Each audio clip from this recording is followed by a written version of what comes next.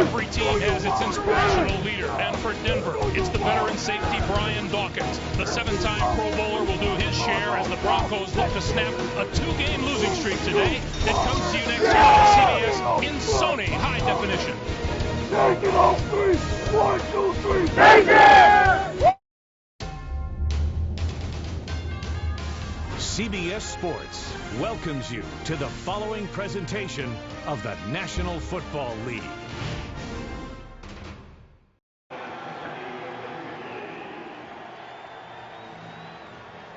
Back to Landover, Maryland. How in the world is this mid-November? 72 degrees. It is an absolutely gorgeous day, and most of the country would take this as a wonderful day in the middle of summer. No kidding. Absolutely perfect, crystal clear sunshine, and this is some stadium. Denver Broncos won the toss. They will receive. Eddie Royal is deep. Royal has returned a kickoff and a punt for a touchdown this year. Came in the same game at San Diego. That's Sean Sweezum. He will kick it away for the Redskins. And with a couple more steps, we're on the way.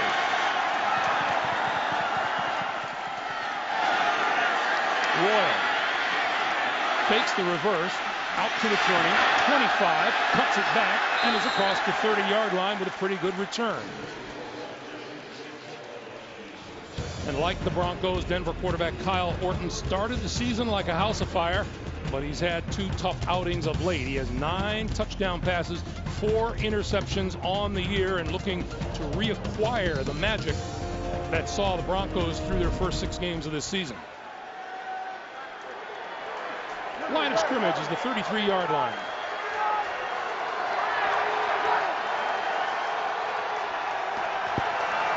The pitch is for the rookie, Noshawn Moreno. Moreno, 40-yard line and more. Midfield. Inside the 40-yard line of the Redskins.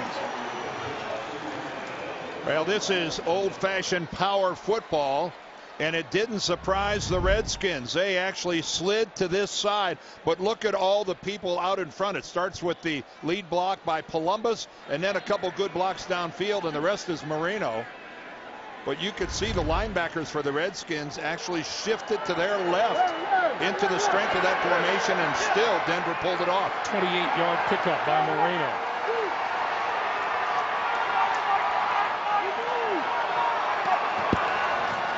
He'll get the ball again. Nothing on the right side. This time he's buried at the 40-yard line. Let's check Denver's offensive line. It shows one change today from its usual look. Number 71, Russ Hochstein, replacing Ben Hamilton at the left guard spot. Playmakers galore among the backs and receivers in Buckhalter, Brandon Marshall, Eddie Royal, and Noshawn Moreno. We saw Columbus get that good block out front there, Greg. Remember, he's filling in for Ryan Harris, who's missing his second game at right tackle. Making the end around, the screen goes nowhere. Moreno on the receiving end, and he's back to the line of scrimmage.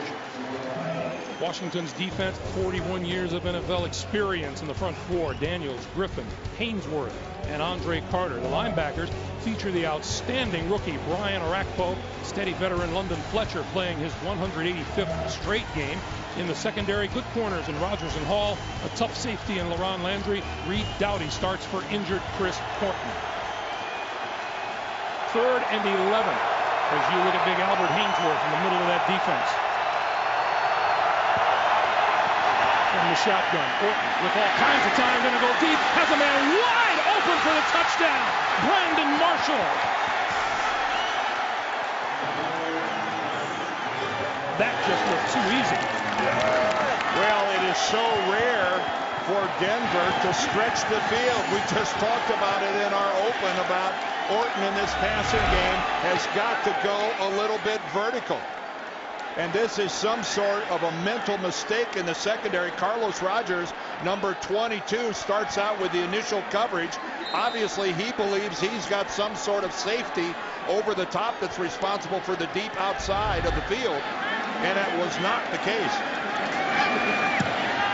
The extra point is good. For the first time all season, the Denver Broncos score a touchdown on their opening drive, and head coach Josh McDaniels feeling that winning way again. 7-0 Denver.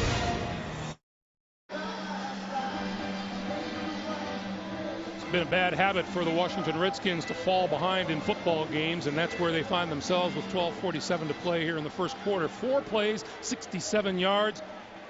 And as we said, first time all season long, in fact, in quite a while, they've scored on their opening drive of the game. Rock Cartwright is deep for the kick.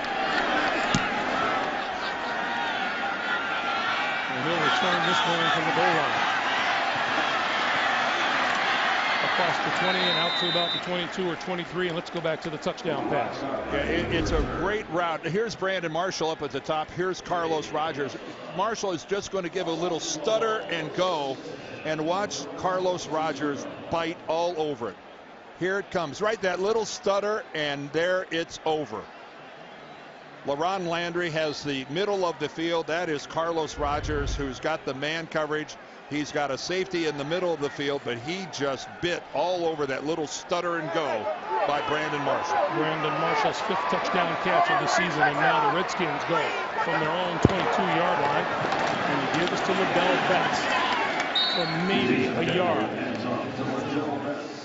The Washington quarterback is Jason Campbell in his 5th season out of Auburn, completing 2/3 of his throws, 9 touchdowns, 8 picks on the year, and fighting a couple of sore ankles in the process.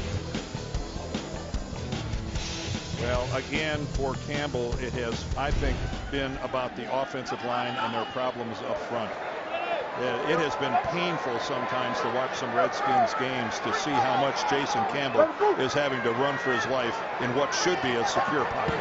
Campbell throws for the first time today, and a short pass out to the 30-yard line is complete to his tight end, Fred Davis. Injury has wreaked havoc on the offensive line this season. Today it's Levi Jones, Derek Dockery, Casey Robach, Chad Reinhardt, and Stephon Heyer. Running back Clinton Portis suffered a concussion last week at Atlanta. They don't know when he'll be back. Liddell Betts is starting in his place. Well, that last pass we saw from Jason Campbell is what I think we're going to see a lot of 3-step drops, get rid of the ball in a hurry. Levi Jones going against Elvis Dumerville over there on the left side is a tough matchup when it happens. And I think the short, quick throws are Washington's answer early. On 3rd and 1, they're going to give to Cartwright, who has the first down. So the Redskins come back with a first down. A look at Denver's 3-4 defense. LaKeven Smith starts for injured Ryan McBean. Fields and Peterson fill out the front. At linebacker, number 92, Elvis Dumerville, 10.5 sacks on the year. He's tied with Minnesota's Jared Allen for the NFL lead.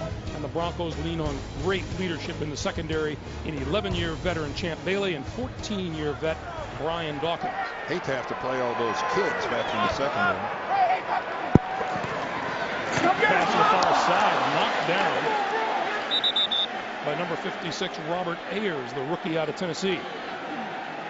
Well, both of these teams invested a #1 draft pick in a linebacker. Ayers for the Broncos, Arakpo for the Redskins. They're both starters, and they're both very good players. Two hits by both of the personnel departments for both Washington and Denver with their rookie #1 picks at LB. On 2nd and 10, it's Betts. Betts breaking tackles across the 35 out to about the 38. There's Clinton Portis. We said suffered a concussion a week ago at Atlanta in the Redskins' 31-17 loss to the Falcons. Well, when you saw the hit and the way that Portis was absolutely motionless down on the field afterwards, you knew that he was going to miss some game time. That was a serious hit. Go wrong.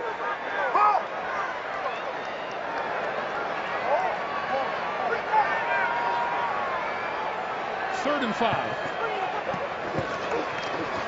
Campbell looking to set up the pass out here to the near side to Betts out of the backfield, and that's good for a first down. I mentioned last week when Clinton Portis got hurt, and here it is right here. And just look at the way he's down. Watch his head. He gets hit from both sides, and he was down on the field absolutely motionless. And when you see someone who takes that kind of a hit in the reaction afterwards, this is not a surprise that he's not playing this week. Rock Cartwright in the backfield now, and Cartwright gets the handoff, cuts it inside across midfield. Inside the 40-yard line of the Denver Broncos, and the Redskins are on the move. Brian Dawkins made the stop. Oh, beautiful hole on the left side of the Redskins offense. And who, by the way, the Redskins have a lot of confidence in Cartwright and Betts. But take a look at this. There's Levi Jones. He keeps working. Take a look at that. He moves Kenny Peterson all the way to the outside, then walls him off. And a good seal back to the inside. And DJ Williams was tied up long enough that he went for the ankles and couldn't make the play. 17 yards and a first down for the Redskins. Now inside the Denver 40, and Campbell to throw. Under pressure, got it away, complete inside the 35, and to the 30 is Antoine Randall L. Well, this is a very nice response by the Redskins. And talk about having experience in the pocket of dodging a lot of people. That's what Jason Campbell's been doing all year. Boy, you can see Andre Davis just flew right by him. But look at this. This is a quality throw to Antoine Randall L. Under duress. Nice work, Jason Campbell. At the beginning of the day, Dan, you made reference to Jason Campbell's problems in the pocket. You can see right away the Redskins are having him get rid of the ball early. Well, I'll tell you one of his problems. It does not exist. That's physical toughness. Stay there, stay there! Campbell throws complete inside the 20, inside the 15, inside the 10-yard line, all the way to the 5, the tight end, Fred Davis. Fred Davis was the Redskins' second pick last year, and now with the absence of Chris Cooley, he's getting all the reps in practice. And you talk to Jim Zorn, and he tells you every day he just gets better and better. And a nice soft hand grab of the ball out in front of him. Campbell put it in a nice spot. A lot to like about this second-year guy from USC. Fred Davis is here to stay. First and goal, Washington from the 5. That's the 5th first down of this drive for the Redskins. Campbell will throw. Incomplete, just inside the goal line. Devin Thomas couldn't hold on. I don't think Jason has delivered a lot of nice throws. That wasn't one of them. That was back behind Thomas. But this has been a very nicely balanced drive. They've gotten some good effective blocks on the running game, and Jason Campbell's been throwing strikes right up to that last one. This Washington team has been outscored 52-10 in the first quarter of games this year. They give it to Betts, and Betts inside the 5 to about the 2-yard line. Boy, Betts cut it back into the middle for a moment there. It looked like if he would have broken it to the outside, he might have walked into the end zone. Jim Zorn is looking at the play sheet, but I think everyone knows by now he's not actually making the call. That's being done by Sherm Lewis upstairs, their offensive consultant. Third and goal, and Rock Cartwright is the back behind Campbell. 12th play of this drive. Campbell on the move, throws, touchdown. Todd Yoder, the tight end, his second TD catch of the year. Well, rather than going, here we go again, being down 7-0, the Redskins show some real backbone and counter with one fine scoring drive. If you're a Redskins fan, you've got to be pleased with what they showed right there. Using the extra point is good. Jason Campbell throws his 10th touchdown pass of the year to cap a 78-yard drive. We're tied at 7. We'll be right back. Yeah, we there. Yeah, 6 minutes, 32 seconds to play here in the first quarter, and Jason Campbell and the Redskins answer with a 12-play, 78-yard drive and Campbell's touchdown pass to Todd Yoder. Once again, Eddie Royal deep. And this one will sail out of bounds. By rule, the ball be placed on the 40-yard line. Timeout. Instant field position for Kyle Orton of the Denver Broncos when we continue. kickers don't feel great when they do that, do they, Dan? No, you're looking for anyone that'll take you when you're looking for a spot on the bench after you kick it out of bounds. Such a punitive penalty all the way up to the 40. Orton will throw this way, and it's complete, and out to midfield is Tony Scheffler, the tight end. Looks like he's just short of a first down. We'll call it a 9-yard pickup, and it'll be 2nd and 1. Tell you one thing, we'll see if this continues for the entire game, but so far in the first quarter, we're seeing receivers on both sides making some nice catches. That was not an easy grab at all by Scheffler. On both sides, we've seen receivers going and getting the ball for the quarterback. We're also seeing uncovered receivers, too. On 2nd and 1, Terrell Buckhalter gets the first down across midfield to about the 48-yard line. Well, a couple of offenses that have been struggling coming into today's game got off to a really good start.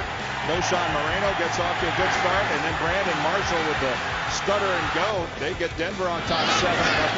Then it's Rock Cartwright with a beautiful hole off the left side.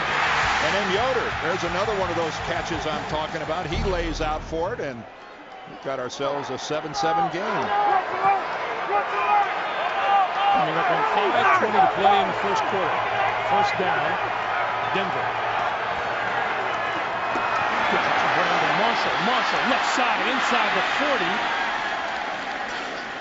And let's see if that's good enough for another first down. Very close to the first down marker. Well, Josh McDaniels working off his script. He's the head coach of Denver, but he's also the offensive play caller. And after so many years of doing it in New England, if you can have so many years of doing anything when you're 33. The pitch for Buckhalter. 35. Hit from behind, put the ball on the ground. It's recovered by Washington.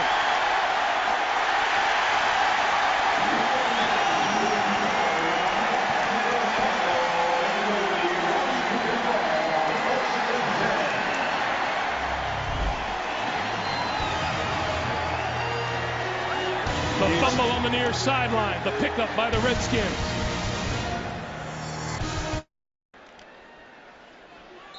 So many beautiful and amazing and historic sights here in our nation's capital as we welcome you back. Coming up on 4.5 minutes to play here in the first quarter. And on the first play from scrimmage, Ladell Betts. Hit by around the field. Let's go back to the turnover. Yeah, let's take a close look at it. It's a great job of hustling, first of all, by Buckhalter, as he really tries to make something happen, but he's not expecting to get hit from behind, and that's what happens right there when coming in from behind is Lorenzo Alexander, a hustling defensive lineman. See, there he comes in right there, and Buckhalter not expecting it at all. Reed Doughty picks up the loose football. Excellent hustle by a defensive lineman in Alexander. On 2nd and 9 from the shotgun, Campbell throws this side, and that's off the hands of Betts. Coming out of the backfield, it'll be 3rd and 9. D'Angelo Hall was slow getting up, and he's over there on the Redskins bench now with their medical staff.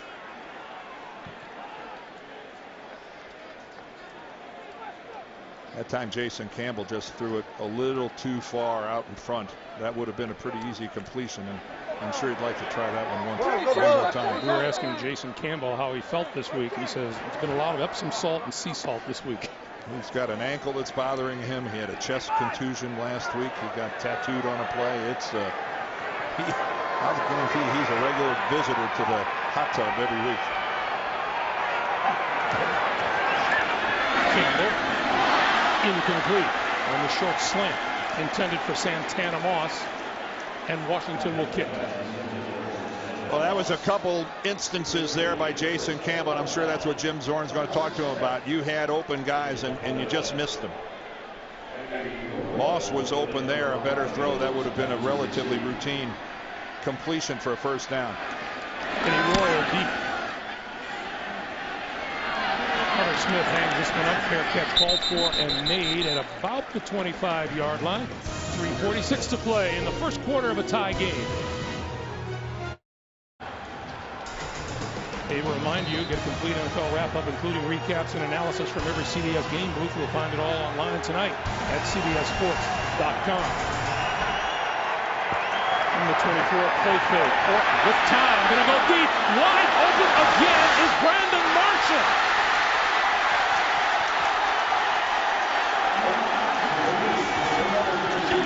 You can't get more wide open than Brandon Marshall has been on 2 touchdown catches today. And that time it's D'Angelo Hall still standing at the 9-yard line with his hands on his hips, trying to figure out what the heck went wrong here. And I'm sure Orton can't believe it when he looks up and sees a guy that wide open. Now that's Fred Smoot in pursuit from behind, but D'Angelo Hall is over on this side, and you can see Hall's just playing zone. He's running off. He's in a trail position the whole way. Where was the safety? Extra point is good. Brandon Marshall has 2 catches for 115 yards and 2 touchdowns. And Denver, much to Jim Zorn's disbelief, is back up by a touchdown. It's a Denver defense that came into the game #1 in the NFL in pass defense, allowing 159 yards a game. They've allowed Denver 124, and we're 3.5 minutes away from the end of the first quarter. Cartwright. Penalty marker flies as he gets wrestled out of bounds at about the 23-yard line. Well, there's a lot of arguing going on over on the Redskins sideline, trying to figure out what went wrong. Pete Morelli's our referee. Holding. Number 95 of the receiving team. Half the distance to the goal. First down. All right, let's take a look at it from up top. And here's Marshall right here. All right, here is D'Angelo Hall. Here's the safety that Hall is expecting help from over the top. But watch the safety go up and jump the underneath route. Hall turns Marshall loose, and there comes the safety diving up underneath, and you've got an untouched receiver. It's one thing to get beat physically. That happens. But to make it that easy by just mental errors drives everyone nuts. Liddell, that's right side.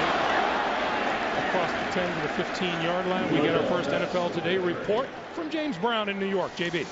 Greg and Dan, on this Pittsburgh kickoff, take a look at Bernard Scott. Looking for daylight, finds a couple of nice windows of opportunity here. And after that, he's off to the races. 96 yards to pay dirt. The holder botched the snap on the point after, so the Bengals are up over Pittsburgh 6-3 late in the first. Back to Greg Gumbel, Dan Deardorff. JB, he was so untouched, he looked like a Denver Broncos receiver today. 2nd and 4. Nets again. Stacked up at the 15-yard line by Marcus Thomas and Elvis led the defenders. And Brandon Marshall, life is good when you're left as alone as he has been. Pretty astonishing to just find yourself that wide open on 2 separate occasions. I think Christmas has come a little early for Mr. Marshall. Well, the Marshall plan is working just fine. Not so well in terms of the Redskins secondary. 2 mental errors have led to 2 touchdowns. And on 3rd down, Campbell will have to throw for it. Stepping up, throwing, sideline, got his man and out of bounds close to the 40-yard line is Antoine Randall. That'll be a first down for the Redskins. Well, Antoine Randall can do so many things, and you see him just break out of that cluster. And that is how a guy ends up being wide open. So we see right here that it's not just a case of the Redskins making mistakes. That's why that cluster formation with guys heading off in all different directions from a defensive secondary position, that is just a maneuver that can leave a guy wide open on a repeated basis. Campbell and the Redskins 4 out of 5 on 3rd down. With Campbell going to throw again down the sideline. Santana Moss, and he overthrew him. Oh, and Andre Goodman, he got caught looking in the backfield. Oh, he is a fortunate guy headed back to the Denver huddle, because he is beaten by a good 3 yards by Santana Moss, and Jason Campbell just can't deliver him the football. And right now, Andre Goodman is going, thank you, thank you, thank you. 2nd and 10. Betts. across the 45. Pulls his way out to about the 47-yard line. And let's get another report from James Brown in New York City. JB? All right, Greg, Mark Sanchez and Jericho Cotry hooking up on a 5-play, 61-yard drive. That 7-yarder there puts New York up 10-7. Jets looking to try to get back in the playoff race. Greg Gumbel, Dan Dierdorf. Thank you, JB. 3rd and 4 facing Jason Campbell here. He'll work from the shotgun. Moving up, throwing over the middle and off the hands of the tight end Fred Davis. Campbell putting up a fuss with referee Pete Morelli, but he just overthrew that. Well, I don't know if he thought that Davis got held or what, but the reality is, you're right, the throw wasn't where it should have been. The ball just sails. Yes, that was catchable, but to a wide open receiver, just get it down a little bit and it becomes pretty routine. Eddie Royal deep. Fair catch called for, and he makes the catch at about the 13-yard line. While we have a moment, a reminder for you. Voting for the 2010 Pro Bowl has begun. Send your favorite player to South Florida for the Pro Bowl game by voting online or with your mobile phone at NFL.com/Pro Bowl. You vote, they play. Now, Jason Campbell started out the game being pretty accurate, but his last of his last 4 throws, 3 of them have just not been where he wanted them. That one just got away from him, and Jim Zorn just trying to get him to calm down a little bit, and we've got a long way to go. Sean Marino still on his feet to about the 20-yard line. London Fletcher making the stop. How about London Fletcher? You think, let's see, what has happened to the St. Louis Rams ever since he departed the premises? They have been on a downhill slide. Everywhere he's gone, London Fletcher has gotten it done, whether it was with the Rams in the Super Bowls, in Buffalo, and now with the Redskins. And a college teammate, by the way, of Josh McDaniels. We are winding down the first quarter. That's the end of one. Denver leading it by a score of 14-7. We'll return to FedEx Field right after this. You're watching the NFL on CBS, the home of Super Bowl 44.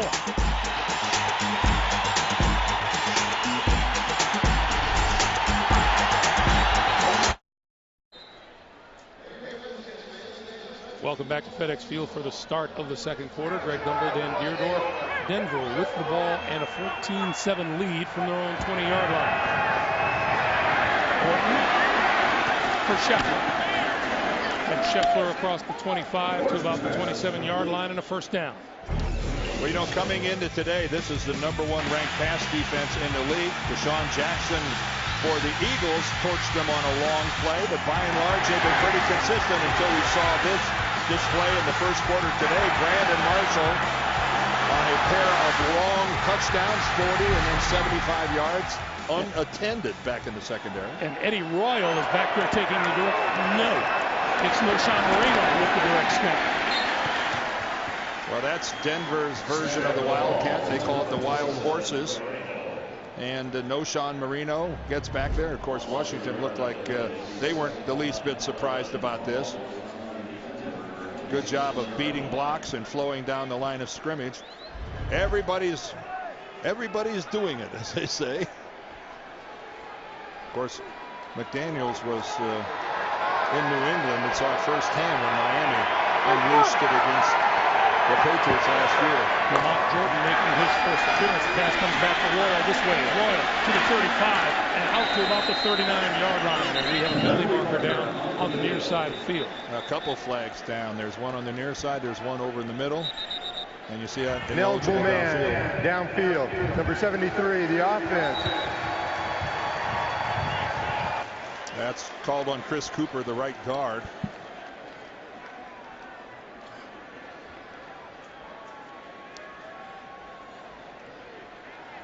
Greg Blash, defensive coordinator for the Redskins, who's having to do some coordinating with his defensive backs.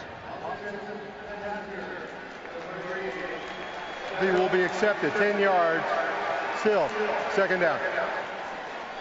Probably saying to himself, I thought sure we were practicing covering receivers all week.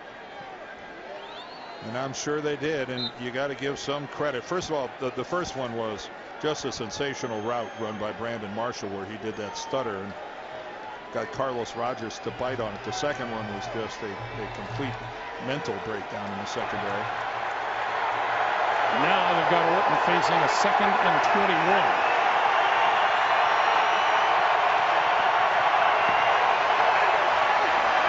Over the middle. That's complete and decked at the 20-yard line after the catch is Jabbar Gaffney.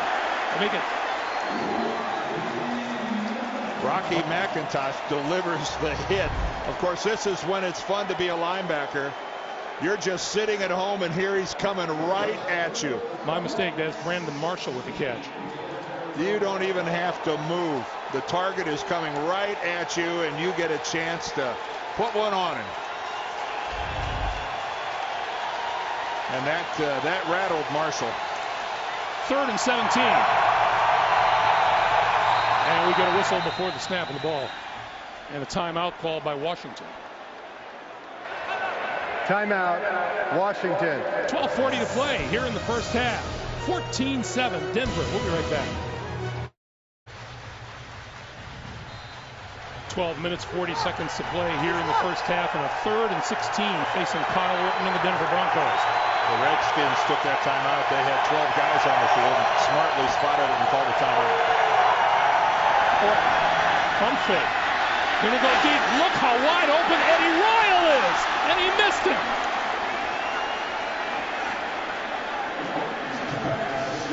I don't remember the last time I saw a game with this many wide open receivers. The safety back there is Kareem Moore, and that is Moore, number 41. He even tries to grab Eddie Royal when he went by and did get a hand on his shoulder pad, but Kyle Orton just puts way too much air under that ball. That's his first incompletion of the day. Santana Moss deep for the punt. And they take it at the 34 and decked right away by David Bruton, the rookie out of Notre Dame. Well, I'm going to take a wild guess that the secondary and Greg Blosh are going to have themselves a little talk over on the Redskins sideline. Little confab. Whoa. They are just biting on way too many either pump fakes, stutter steps, the wrong route, you name it. And it has really fallen apart back in the Redskins secondary, and they're fortunate it's not 21-7. As it is, Jason Campbell starts from his own 34. Campbell going, underthrows on the far side of the field, intended for Randall L. incomplete. A Wednesday on Showtime. JB, Phil Simms, Chris Collinsworth, Warren Sapp come your way with the Emmy Award-winning Inside the NFL, cable's longest-running show, Inside the NFL, Wednesday on Showtime.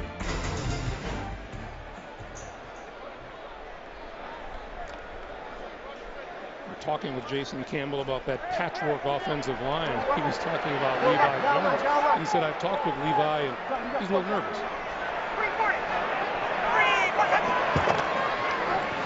Second and 10.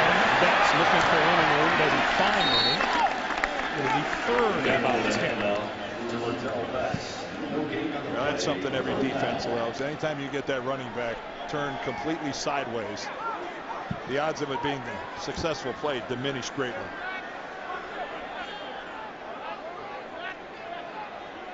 Well, this has been a case of a hot start for Jason Campbell, and then recently a little bit of inaccuracy in his throws.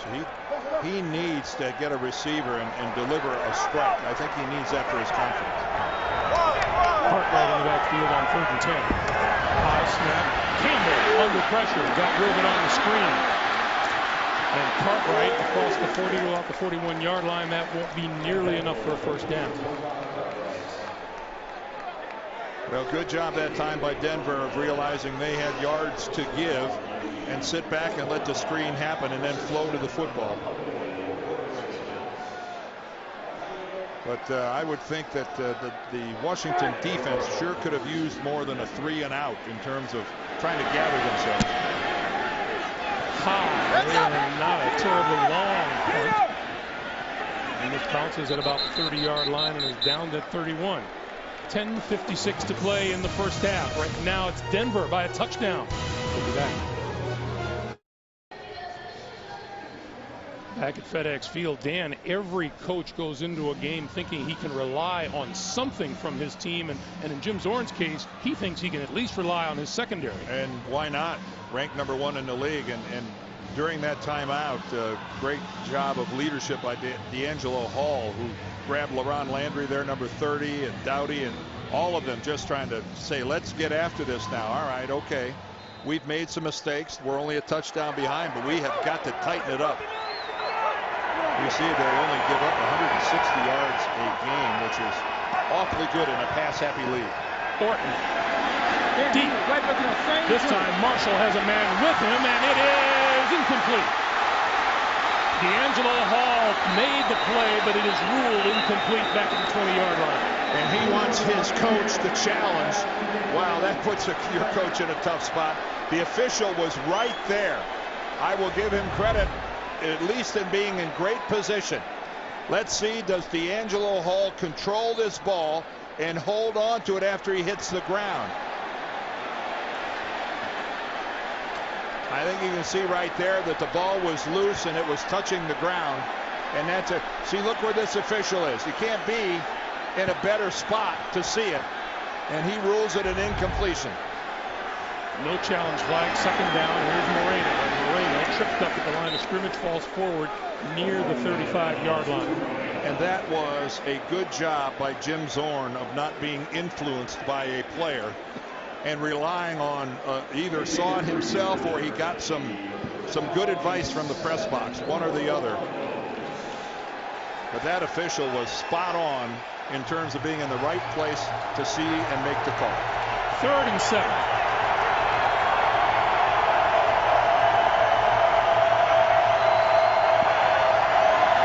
Make the pass. The run goes nowhere. Brian Orakpo, the first-round draft pick out of Texas, making the stop. Well, Jim Zorn and everyone involved in the Redskins organization really happy with Orakpo. He has been everything they asked for and more. The 13th pick in the draft. He's got 5.5 sacks, and he's their strong side linebacker. He is a player. What did Jim Zorn say? He is a great first-round pick. Santana Moss from inside his own 20, looking for running room on the near side, dragged down as he crossed the 25-yard line by Robert Ayers. Boy, the crowd reacting, they saw Moss's body twist and thought it's got to either be a horse collar or a face mask. Now we get a late flag thrown. And it's a face mask. And how do you miss that? Why does it take so long to get a flag on something as obvious as that? Robert Ayers almost ripped off his helmet.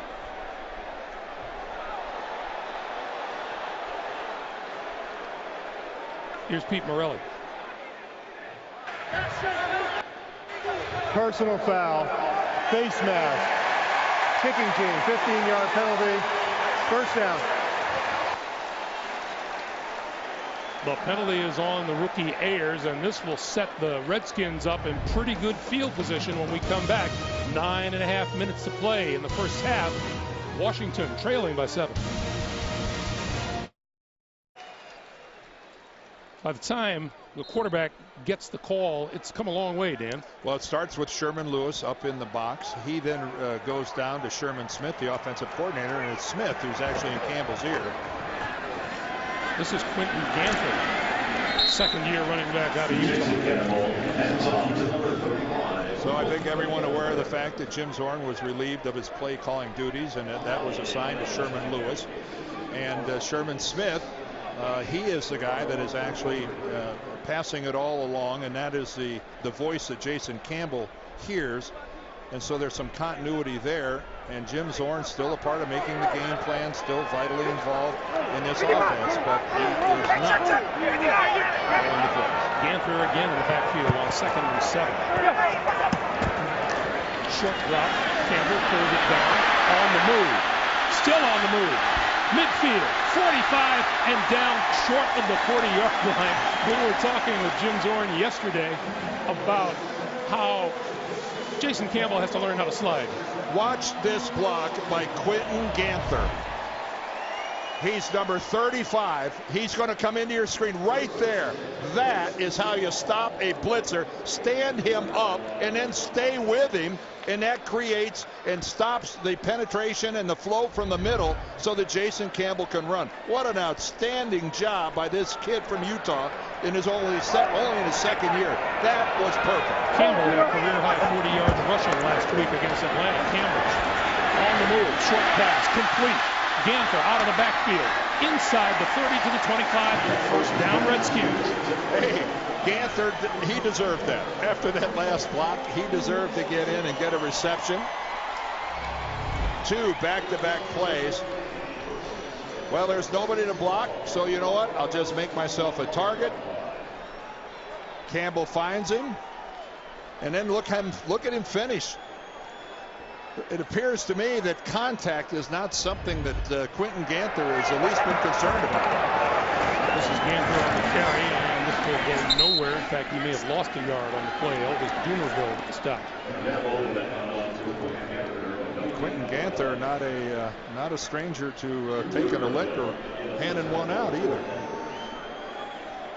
He's deserved a blow on the sideline.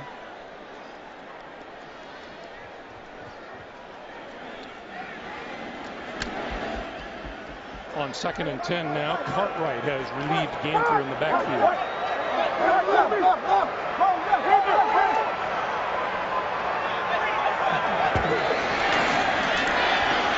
Campbell pulls it down twice and now throws to no one in the middle of the field.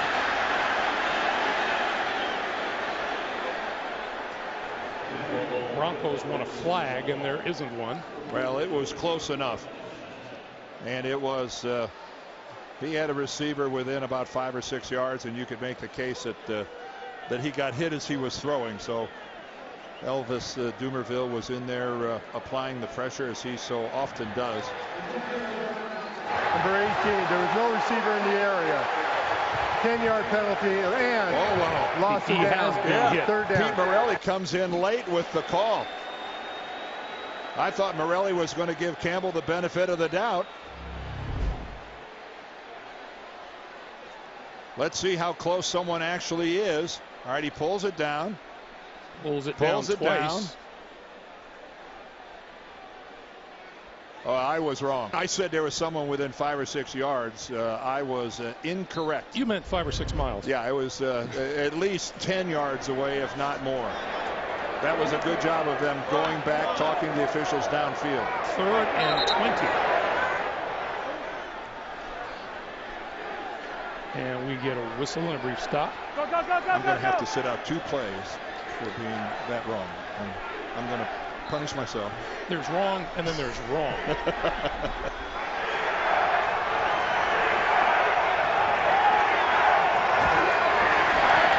This quick pass, and that is behind Fred Davis, the intended receiver. And that'll bring Hunter Smith and Sean Sweezum on. Now, we were watching Sweezum in the pregame, and he was kicking 60-yarders with ease, but it was in the other direction. It was going the other way. You look at the streamers on the goalposts, they're not doing anything at all. They're just hanging there. So I don't think Jim Zorn's signaling for a timeout. Team timeout. And so Washington uses its 2nd timeout here in the first half. 6:39 to play. We'll be back. These photos taken by our own Andy Lepuznik of our crew. Nice job. Sweezum, career high is 52. This will be a 53-yarder. He has plenty of leg. And now we're going to go into punt formation with Hunter Smith. And Hunter Smith is looking for a receiver. Throwing the other way, wide open, inside the 5 to the end zone is Mike Sellers. Touchdown.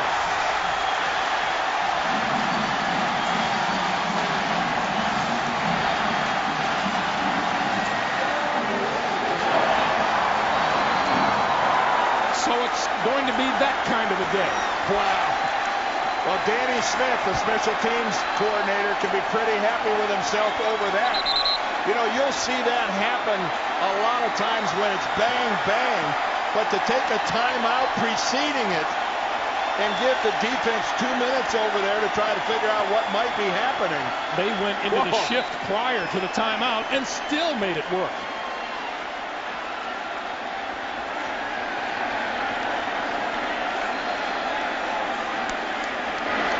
Extra point is good when you're 2 and 6. What the heck, huh? 6.5 to play. First half, we're tied at 14.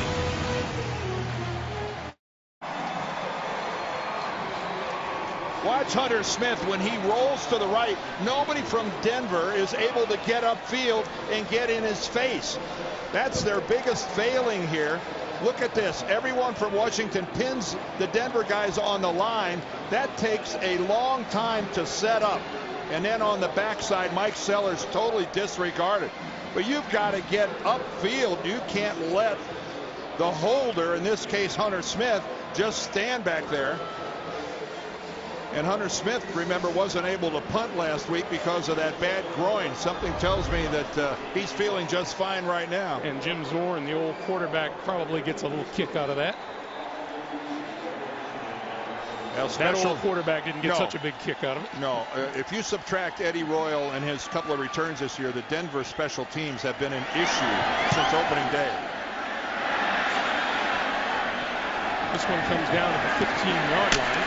It comes down to Lamont Jordan, and what a hit by Lorenzo Alexander, who forced a fumble earlier. He sure did. He knocked the ball away from Pharrell Buckhalter. Lorenzo Alexander came roaring down the sideline. Lamont Jordan was at the other end. Listen.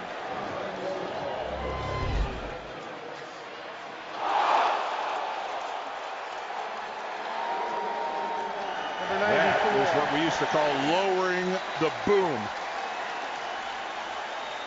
What? Man, what a shot again by Lorenzo Alexander, who's having himself quite a first half on special teams and from the line of scrimmage. And to add insult to injury, a penalty now backs the Broncos up to their own 10-yard line. We're tied at 14.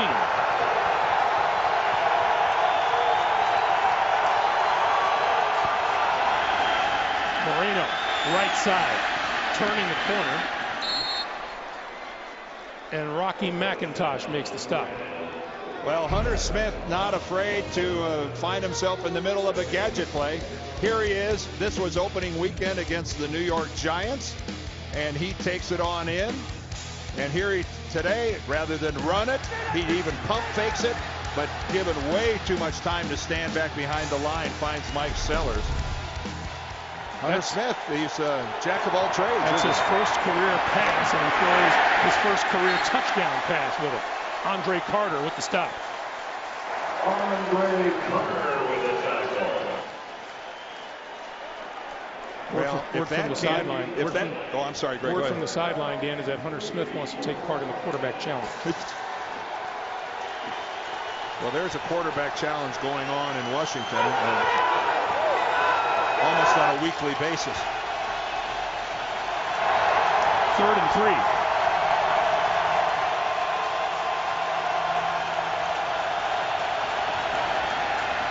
Orton with time over the middle. Stokely across the 30. And fighting for more yardage, but the play was whistled down at about the 32 or 33-yard line. All right, there's Brandon Stokely. You see him. That just looks like Wes Welker, doesn't it? Just such a nice move, working on Justin Tryon. Albert Hainsworth out at the defensive end position, which is really kind of strange to me because that puts him up against the best offensive lineman of Denver, Ryan Clady. To me, that's kind of wasting Hainsworth, putting him out there on Clady, who's one of the best tackles in football. Moreno shifting gears out across the 40 to the 43. Very close to another first down. Speaking of Albert Hainsworth, walked into his meeting yesterday morning with us as Reed Doughty is slow getting off. the deck. Yeah, Reed Doughty is still crouched down. He has not made it up to his feet. There he comes up, and he's holding an arm. Reed Doughty is the replacement for Chris Horton, the starting safety who went on IR with an injured toe. There's Albert Hainsworth. Walked into our meeting yesterday morning with maybe the biggest diamond necklace I've ever seen, Dan. Outside of a museum, I've never seen that many diamonds in one place before. I know you can go to the museums here in D.C. and look at the Hope Diamond and all this. Albert might ask how much that is. maybe I could buy it. Hey, Albert, how many carats is that? I don't know, 80, 90? Greg's not making that up. That's exactly what he said. What he said. And I believe our collective response was humming. Well, you can see Reed Doughty clenching his left hand, opening it up, trying to get the feeling back in that arm. Hopefully it's just a stinger that goes away. The Redskins are really thin in the secondary. He comes out. Kareem Moore, number 41, replaces him. It is a first down for the Denver Broncos. This is Moreno to the 45, a pickup of 2. It'll be 2nd and 8. Noshawn Moreno is the leading rusher among rookies in the National Football League, and again, he seems to be a really nice fit. You talk to Josh McDaniels, he talks about his, you don't normally talk about rookies and use the word leadership, but he said he's just got natural leadership ability, personality. He was an instant locker room hit. Quick pass, Eddie Royal with the catch, midfield, and to the 47-yard line, and that appears to be just short of another first down. Kareem Moore making the tackle. What a nice job of Kyle Orton throwing the ball away from the defender.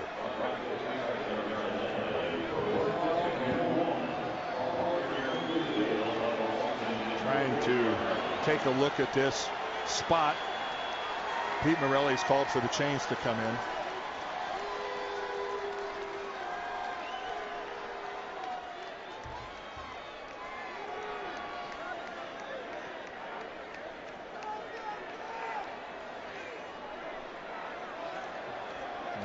To get down there. It is a first down. That was awfully close. That was by a grain or two. A grain. That was. Reed Doughty, by the way, is checked back into the lineup. A lot of times you'll get a stinger like that, and I know it sounds strange, but your arm will just, it'll either go completely numb or it feels like you're getting stuck by 1,000 pins, and then normally within about 30 seconds or so it passes. It's happened to be many a time here in the booth. Yes, I'm sure. I'll give you one at halftime if you want. Appreciate that. Just so you get the flavor of it. 2:50 to play in the first half. Orton, all kinds of time, running out of it now and throws it away. 2nd and 10, 2:42 to play. We'll say this about Albert Hainsworth. He appears to have fun playing the game. Well, he is a prideful guy.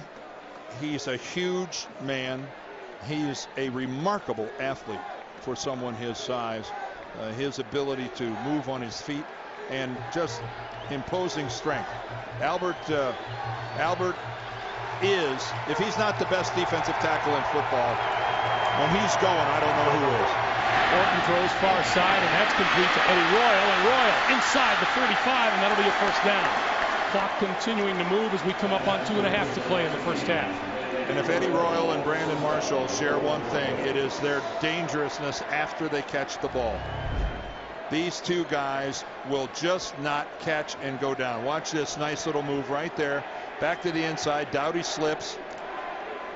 And again, it is so many yards after the catch by both 19 and 15. The pitch from Moreno.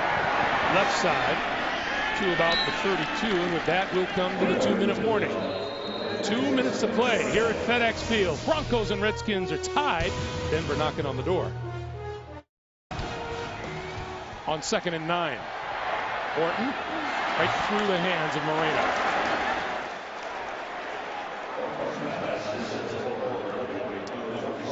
I love the ability to accessorize. I mean, check out the necklaces. That's just it makes the outfit. And you know, you can't find those hats just anywhere. Now the one on the right, this might be Albert's necklace over there on the right. Huh? 11th play of this drive, 3rd and 9. Redskin fans on their feet. Orton over the middle and has his man close to the 20-yard line. That's Tony Scheffler for a first down. Well, that's exactly in tight coverage where you have to put the football, because Scheffler's going to go down here and he's just going to run the curl and stop right here. But look at the ball right between the 8s. Almost impossible for the defender to get a hand on it. It wasn't high, it wasn't low. It was exactly where it needed to be from Kyle Orton. That's 5 first downs on this drive by the Broncos. They've moved to the Washington 21. Clock continuing to move, coming up on 75 seconds to play in the first half. Orton looking, corner, Marshall. Incomplete. Play is made, looked like by Fred Smoot. Well, that was a good job of coverage by the Redskins. They had Marshall over the top and they had him underneath. And that was a throw from Kyle Orton that really trying to get it to a guy who's double covered. That's having faith in a receiver who's 6'4". Fred Smoot elevated. He certainly did, but that was just, that is what the Redskins practiced all week in that scenario. Double covering Brandon Marshall. On 2nd and 10, Orton to throw again. Over the middle, here's Marshall. Marshall to about the 11. Again, we see Kyle Orton in this short passing game just being precise with where he delivers the football. That was, again, it just doesn't go down on the stat sheet as any big deal, but it was a perfectly placed football into the hands of Brandon Marshall. Denver burns a timeout here. They have 2 remaining, 52 seconds on the clock. Well, this is another physical game for the Denver Broncos, who've been on a bit of a run. A couple of weeks ago, it was Baltimore, Ed Reed putting it on Noshan Moreno. And then take a look at that. That's Butler getting dropped. And that time, Brandon Marshall. That might be the hit of the day on Lamont Jordan by Lorenzo Alexander. Now, Denver lost those 2 physical games to both Baltimore and Pittsburgh. And right now they find themselves in a hard-hitting one again, and that's no surprise. You knew that Jim Zorn's team was not, they were not going to roll over and play dead. They're testing the NFL's #1 red zone defense right here. 3rd and 1. Moreno inside the 10. It'll be 1st and goal. Clock continues to move. 44 seconds and counting. And again, Denver is in good position with 2 timeouts left.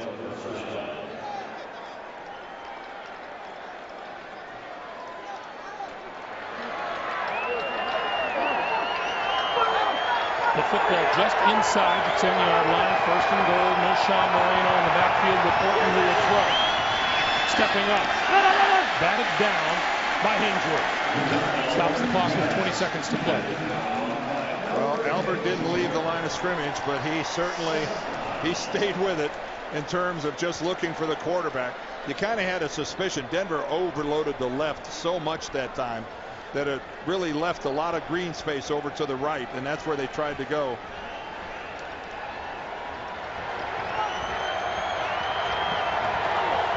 Sixteenth play of this drive.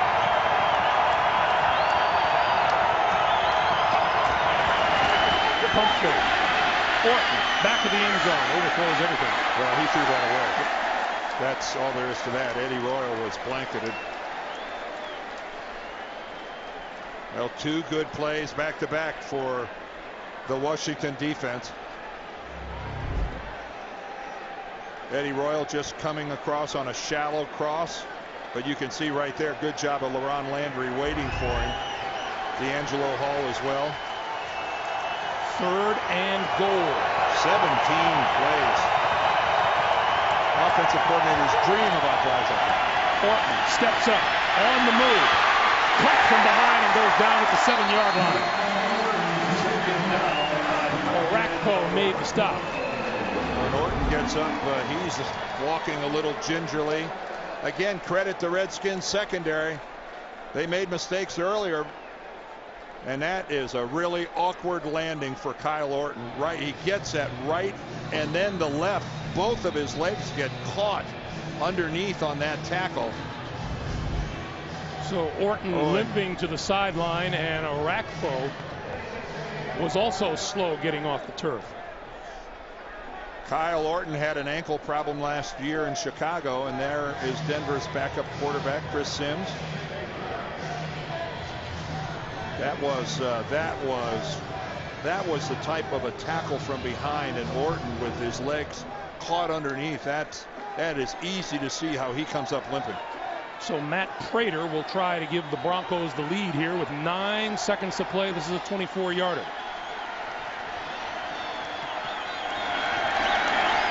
And that kick is good. So Kyle Orton going to limp off to the locker room ahead of the rest of the team as Denver grabs a 3-point lead. And again, the way he went down, it's hard to tell if it was an ankle, a knee, or a combination of both. And it's hard to even tell on either leg. He got both of his legs caught underneath him very, very awkwardly. Again, another look at it. There goes the right ankle. There goes the left ankle. The left knee gets flexed. And thankfully, you could see Kyle Orton was able to pull his foot up off of the ground so it wasn't caught in the turf, which could have really been catastrophic. He was really, really lucky that he was able to pull that leg and that foot up off of the ground and get it up to where it would move more freely. Meanwhile, Denver, which totaled 17 points in its last 2 games, has 17 here in the first half. And keep in mind, if it wasn't for an overthrown ball to Eddie Royal, Denver would have 24 points.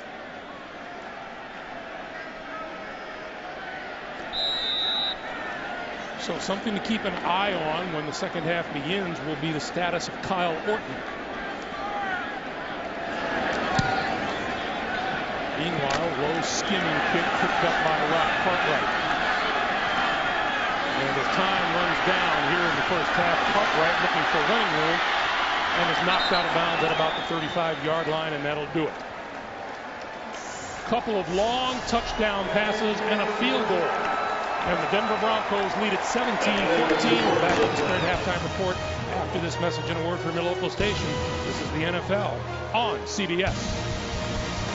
Back to FedEx Field, everyone. 17-14 Denver at halftime. Greg Gumbel, Dan Deerdorf. It was quite the first half, and there was no lack of big plays, were there? No, boy, did this thing come out hot and heavy from the very beginning, and it started off with really Denver making the big plays because of mistakes or good moves or whatever you want to say. This was a great move by Brandon Marshall. This was just a mental error in the secondary of the Redskins as they just turned him loose. Not a Redskin within about 10 yards of it, and then on a fake field goal, Hunter Smith drifts out and finds Mike Sellers all the way on the other side of the field. But what we're all waiting to see, watch Kyle Orton, first the right leg and then the left ankle gets caught underneath, and we're waiting for him to come back out. No word yet from the Denver locker room. Yeah, he has come back onto the field, but we don't have word yet from the sideline, although he's putting his helmet on and he's looking every bit like a quarterback who's going to start the second half. He's moving pretty well, and he was, he was limping, but it's not like he had to be helped off the field or anything. He actually jogged off the field, but it was a very awkward tackle, and both legs were compromised, I thought, as he went underneath. If he comes back and he plays in the second half with no ill effects, Greg, he's very fortunate. We started this day talking about a team battling losing streaks on both sides of the field. The Broncos have lost 2 straight. The Redskins have lost 4 in a row. And I thought, other than those 2 busted plays, the Redskins have accounted very well for themselves today. Yes, and they've got, and that has to be what Jim Zorn talked to them about at halftime was, look, guys, you've made a game out of this. We should be winning handily here, and he's got to be pleased with their effort. You just got to be smart. That's all. Meanwhile, on the sideline, Chris Sims, who has yet to throw a pass in competition this season, taking some snaps on the sideline while Kyle Orton has removed his helmet. So it looks like Chris Sims. Well, you saw the handshakes there. It gives every indication. It looks like Chris Sims is going to start the second half. Reminder, as always, this action coming to you in high definition here on CBS. Now that's subject to change. The Redskins get a possession first, and we'll see what happens. But you saw Chris Sims getting some handshakes, some well wishes from teammates. Rock Cartwright is deep for the Redskins, and look at this kick. Now the chance this one is going to be returned. It sails over the end zone, and they'll come out to the 20-yard line. First half numbers, Dan. Well, you can see a real decided advantage. That is a lot of yardage on the left-hand side. 269 yards of total offense in the first half for Denver, but also pretty productive on the other side as well. Almost 200 yards for the Redskins. 10 first downs to only 11. So it again, pretty decent first half for the Redskins as well. Although Jason Campbell just hasn't struck me from, say, his first 4 or 5 throws from being really accurate. He's just been a little off with his throws on most of them. Started off the game throwing short, throwing quickly. And he starts with a shotgun here. Little screen to the tight end, Fred Davis. And Davis still on his feet out to the 30-yard line, and that looks like it'll be a first down. Well, that's a really easy way for a quarterback to start when this is all the tougher a throw you have to make, although that's a nice job by Jason Campbell. It pays to be tall when you got to float it over a defender like that. He did a nice job getting it to Davis. And again, we touched on this earlier, but what an upside for Fred Davis. This guy is going to be, when Chris Cooley comes back, what a 2 tight end set they're going to have. Here's Ladell Betts. Hits the line of scrimmage, gets no further. Brian Dawkins up from the secondary. Well, Brian Dawkins told us, talking about playing in his 14th year, he said, when I can't bring the thunder anymore, I'll quit. Well, this is bringing the thunder. That when you make the stick and you make the hit and the ball carrier doesn't get a half a yard after that contact, you're still bringing it. Looks like we have DJ Williams down. We'll take a break and come right back. DJ Williams up off the ground and off the field. Sitting on the sideline. He's been replaced by Wesley Woodyard, 2nd and 10. Pass out to the far side is complete to Santana Moss. Let's go back on yet another big hit in this game, Dan. Well, yeah, DJ, he's going to come into your screen from the right, and right there he hits his head on the back of Devin Thomas, the Redskin receiver, and I don't think he saw it. It really kind of snapped his head to one direction. DJ Williams, the leading tackler for the Broncos coming into this game. Well, on a defense with 8 new starters, he is one of the holdovers for a very good reason. 3rd and 7. Ty Law covering the slot receiver for Denver, number 26. Campbell. Hit from behind. Elvis Dumerville had help putting him down. He and Darrell Reed. The guy is only 5 foot. Well, they list him at 5'11". There he is right at the bottom, number 92. And again, he's initially blocked very well by Stefan Heyer. And then Dumerville gets in to help clean up, but the real work was done inside. And that was Darrell Reed, who looked to be the first one to get the wrap up. Hunter Smith kicks this one away. Nice high kick. Eddie Royal, fair catch, called for and made at the 27-yard line. Hey, Tuesday on a new NCIS Los Angeles, the team must infiltrate a terrorist group, but once they get in, can they get out? Tuesday, only CBS. Onto the field to quarterback for the Denver Broncos. Number 2, Chris Sims, seeing his first action of the season in his 7th season out of Texas. Well, that was a pretty good job by Kyle Orton of faking everybody out, looking like a guy that was going to come in, moving around pretty well.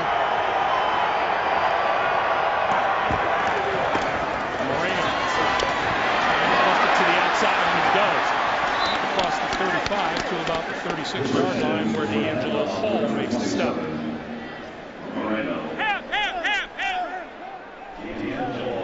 Well, it is nice to see Chris Sims back out on a football field. The injuries that he's had in the past, the serious surgeries that he had to undergo, and it must feel awfully good. He doesn't like the circumstances with Kyle Orton, the #1 guy, being injured, but there's got to be a sense of satisfaction. You have persevered and you're back out playing the game. 2nd and 1, Moreno spinning, looking for a first down, and looks like he has it at about the 38.5-yard line.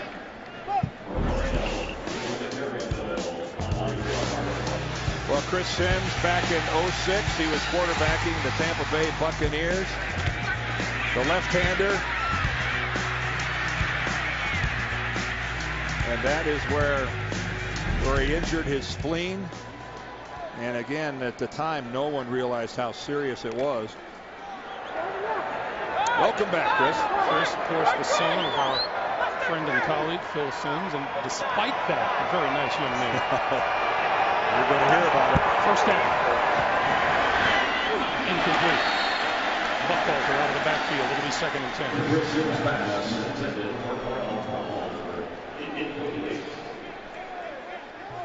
Well, we still don't have word from the Denver Broncos as to Kyle Orton and exactly what his injury is.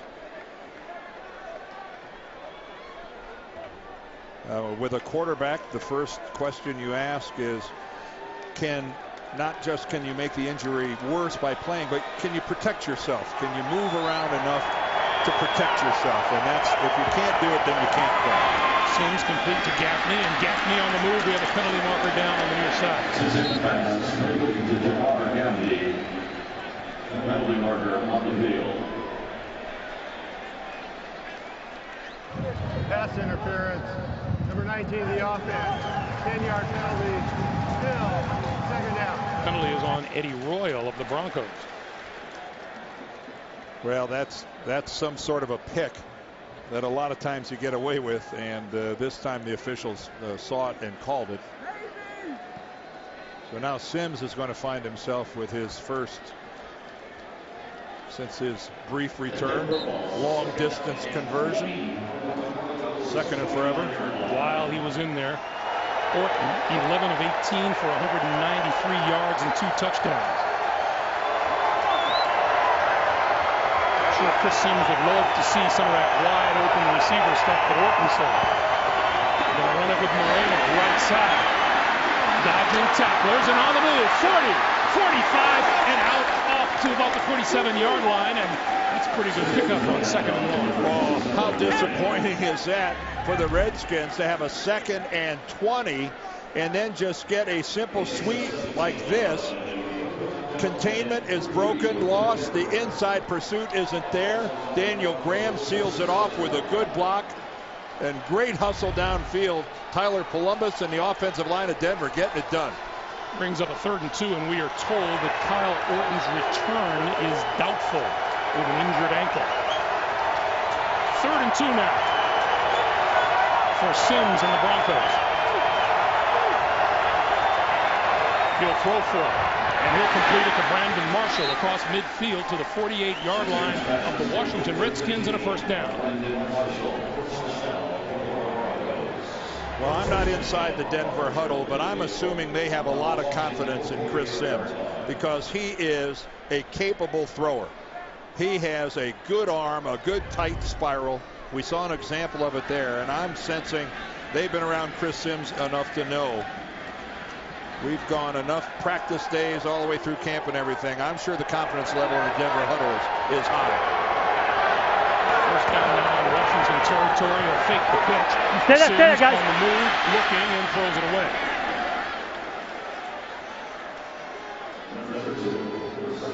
It'll be 2nd and 10. Andre Carter giving chase.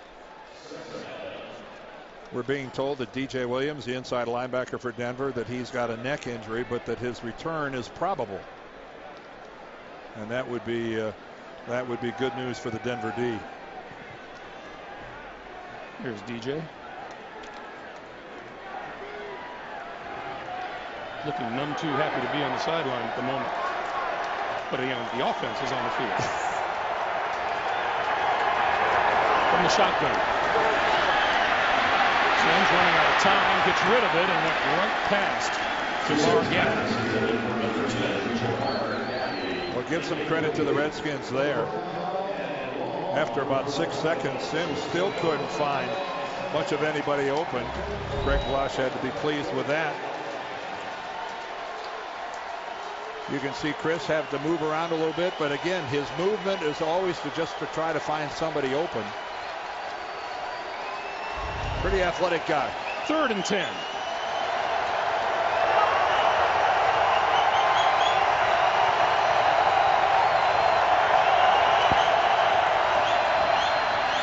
Sims with time running out of it now. On the move. Looking, throws, and complete on the near side. No. Out of bounds and juggled out of bounds by Brandon Stokely.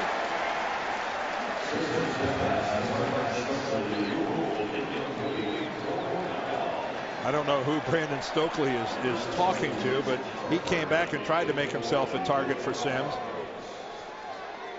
Even if he'd have caught it there, they were still good 5 or 6 yards short of a first down.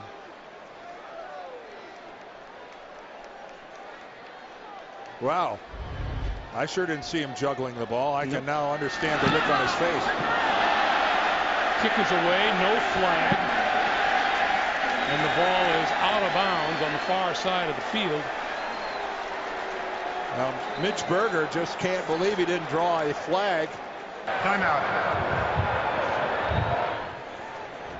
Mitch Berger, number 17, getting the kick away, hitting the deck, and not seeing anything yellow around.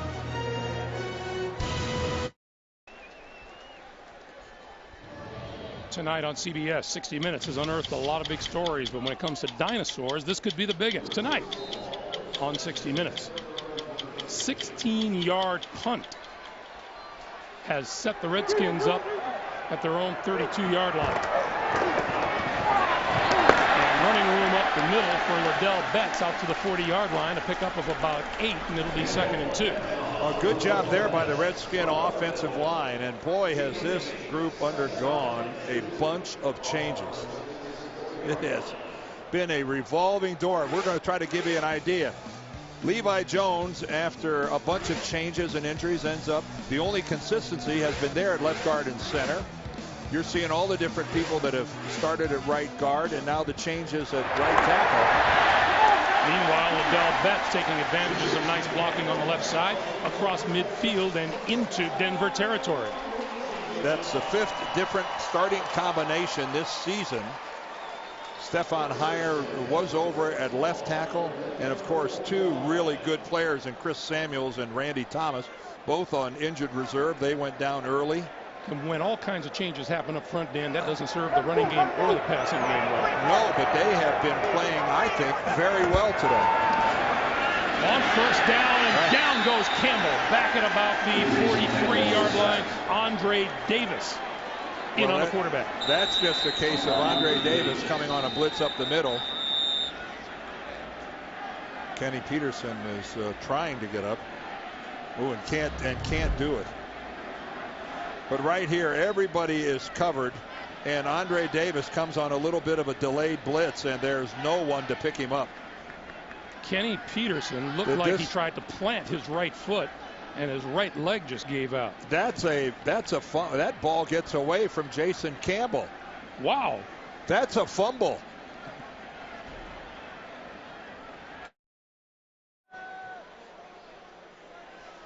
As they look at Kenny Peterson, let's listen to Pete Morelli. The ruling on the field was the quarterback forward progress who was stopped. So even though Andre Davis ended up with the football, Pete Morelli says he blew the whistle beforehand, determining that the play was over. A very fortunate break for the Redskins. Meanwhile, 2nd and 17. For the Redskins, their own 44. That quick pass is complete to the tight end, Fred Davis. Let's go back to that play and find out if we can win the whistle blew.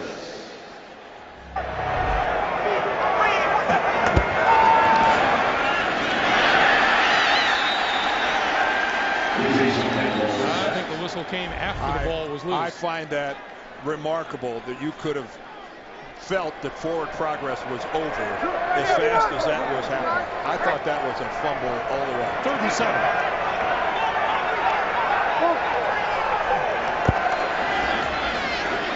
Campbell on the move, throws, sideline, pulled in inside the 40-yard line, and that's enough for a first down. Devin Thomas made the grab.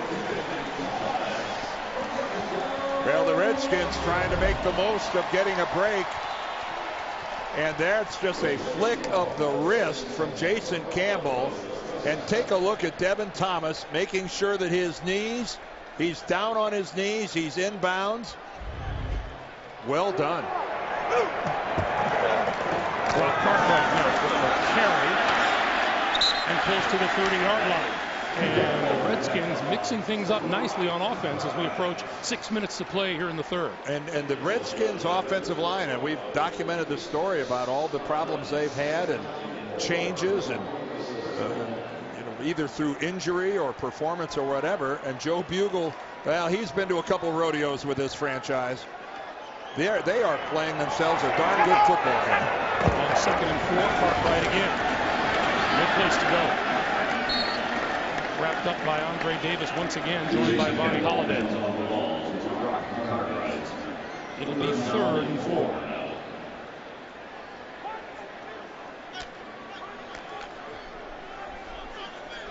Redskins the only team who've gone without drafting offensive linemen in the first 2 rounds since the 01 season. Well, the old adage, and I'm talking about decades ago, was the feeling that you could take almost anybody and convert them into an offensive lineman, that you didn't use really high draft choices. Now, the premium on quality tackles over the years has changed that philosophy. 3rd and 4, going to run it up the middle with Betts. And Betts to about the 27.5-yard line. And that's very close to a first down. We're going to get a measurement. Yeah, they're going to have to take a look at this. This is just about on the line.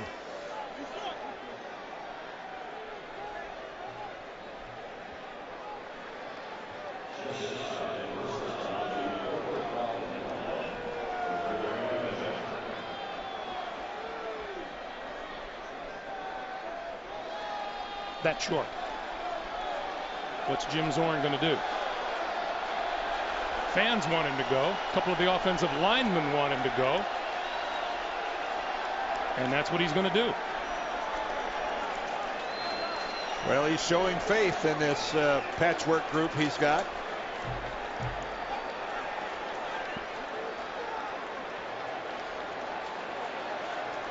See Washington's success on 4th down conversions. Kenny Peterson, number 90, back onto the field. There he is. 4th and 1. Cartwright in the backfield. Oh, he's doing the hard count, trying to draw him off sides. Here's Cartwright. Cartwright is not going to make it. Brian Dawkins led the charge. Holding, 45. Penalty will be declined. First down, Denver. Well, they called holding on Mike Sellers, and of course that's going to be declined. But the play side penetration by Denver killed that play from the very beginning. You just can't have somebody come upfield on you in that situation. Denver takes over on downs at their own 30-yard line with 4:31 to play here in the 3rd quarter. And Chris Sims at quarterback for the injured Kyle Orton. The pitch from Marino's right side across the 30 to about the 32. And let's go back to that last play. Well, I talked about play side penetration. Watch here, 54, Andre Davis. He makes Cartwright go sideways. And then Brian Dawkins, he makes the tackle, but then as the finish to the tackle, watch him raise his right arm and come down with his elbow right in the back of the head of Rock Cartwright. That is an exclamation point. An unorthodox tackle attempt. Well, it wasn't an attempt, it was a tackle, but I don't. That looked a little more like MMA. On 2nd and 8, Sims this side complete and hit immediately after the catch is Tony Scheffler by Fred Smoot.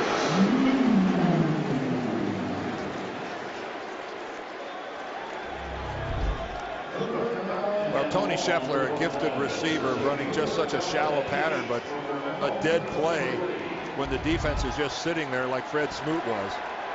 You have no chance of turning your shoulders upfield trying to get anything positive out of that.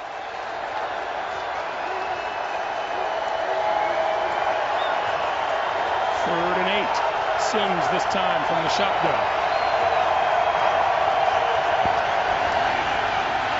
Here comes the rush, and he goes down to 25. Orakpo and Carter, the 2 sack specialists for the Washington defense. And that a little bit of what happened to Denver in their losses to Baltimore and Pittsburgh was that they were never able to give Kyle Orton a legitimate quality pocket. And that time it was Chris Sims that had nowhere to go. When you can't step up, you have no chance as a quarterback. Now, Jim Zorn said that we try to block punts so we don't get the return results on punts that others get. Well, they got a return set up here. Randall going to let the ball roll, and it takes a big Denver roll inside the 10-yard line. Comes to a stop at the 9. Not what you want out of your return man to let it go down deep.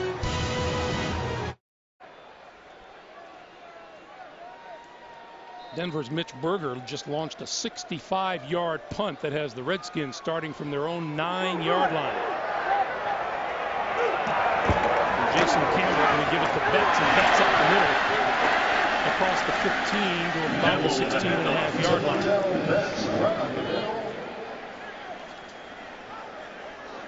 This Washington running game trying to make do in the absence of Clinton Portis. Portis owns 26 100-yard rushing games and suffered a concussion a week ago in the loss at Atlanta. And the thing about a concussion, there's Clinton right there. It's just impossible to speculate as to how long he might be out. Campbell throwing far side and hit as soon as he caught the ball with Santana Moss. Andre Goodman with a tackle, but it's first down. Of course, Clinton involved with Champ Bailey, the 2 principals in a highly unusual trade involving 2 players of that stature when the Redskins and the Broncos decided to swap these 2 players.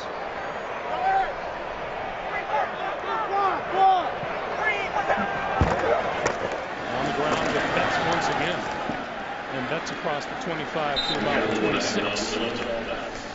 You know, you don't see that many trades in the NFL, but to involve 2 premium players at the time, just really unusual. Washington had to throw in a 2nd-round pick as well. Denver used that to draft Tatum Bell, the running back, who was productive for a little bit, but he's no longer in the NFL. So it ended up being pretty much a head-to-head swap, and Champ Bailey said it best when he said, I think both teams ended up getting what they wanted. 2nd and 5, Betts again, and that good running room across the 30 to the 34, and a first down. And you know, we haven't mentioned Champ Bailey much today, but it's no surprise. They just don't throw in his direction. No. And when you talk about Champ Bailey, you also have to throw in the possibility that one day he'll be enshrined in Canton, Ohio. And you just don't see Hall of Fame caliber players very often traded in the prime of their career. Quinton Ganther now in the backfield on first down. And Ganther going to get the chance, and he is hit almost immediately by Andre Davis. And that appears it will be the last play here in a scoreless 3rd quarter. As the last 10 seconds wind down, these teams will exchange ends of the field, and we'll go to the 4th. It's the end of 3. 17-14 Broncos. Back to FedEx Field after this message and a word from your local station. Wide open again is Brandon Marshall. Inside the 5 to the end zone is Mike Sellers.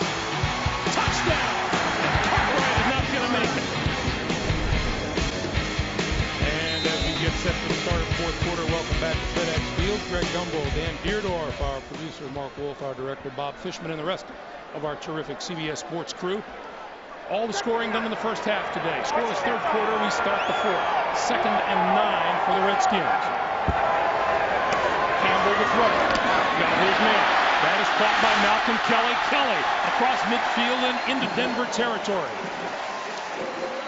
Well, that was a good job by Malcolm Kelly, because this ball should be out in front of him. It's actually a little bit behind him.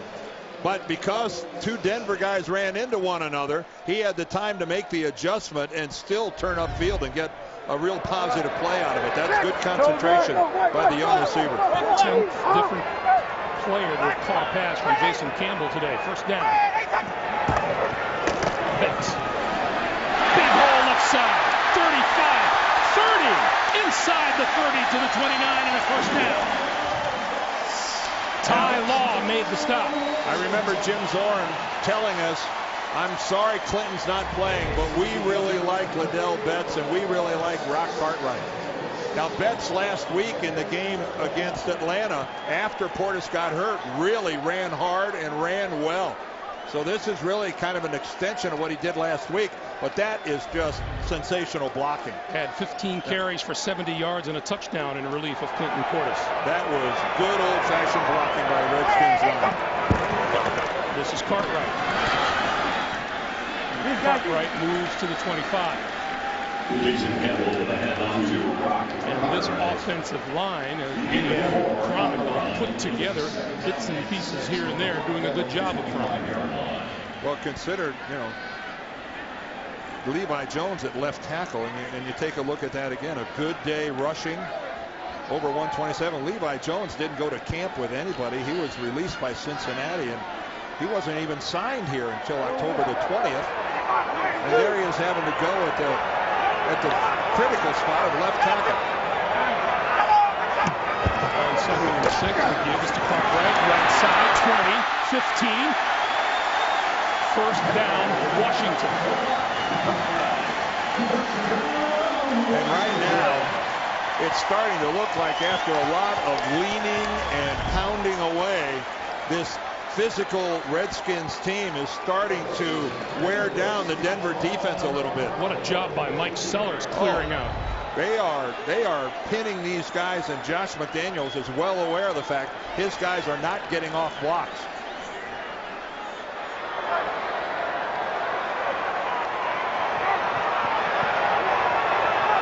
Campbell from the shotgun, first down.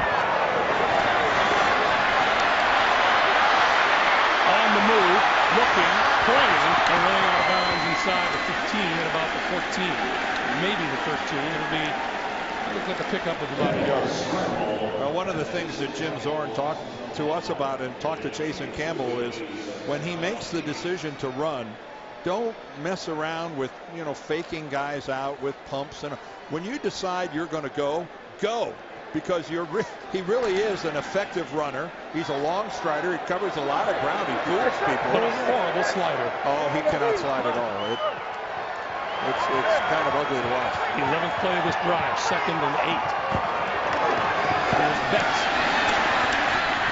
And wrapped up by Wesley Woodyard.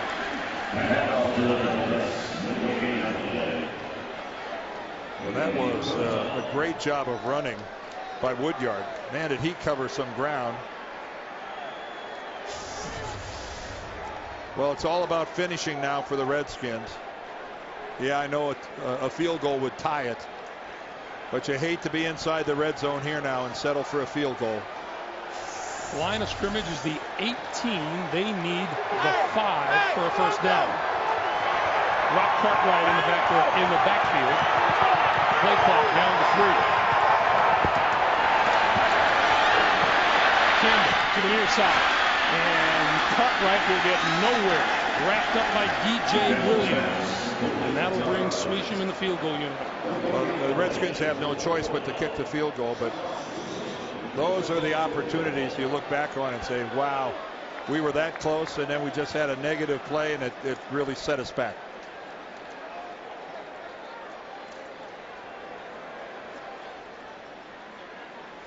This will be a 30-yard field goal attempt.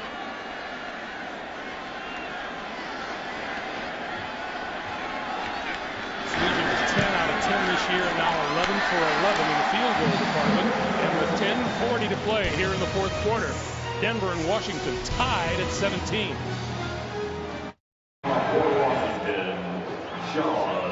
The Washington Redskins looking to snap a 4-game losing streak. Nice close, huh? Eddie Royal is deep for Denver.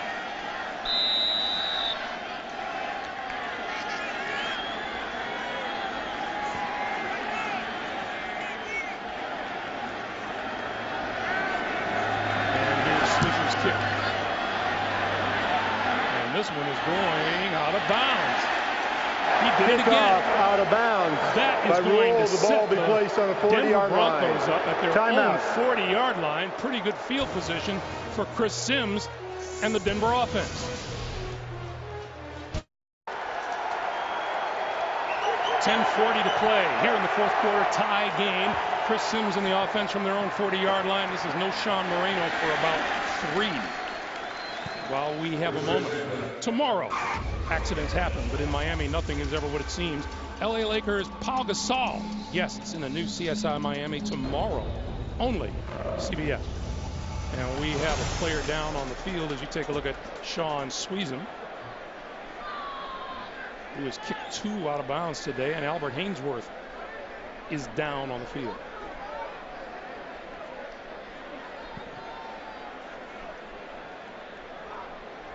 And appears to be in some pain. Yes, he does.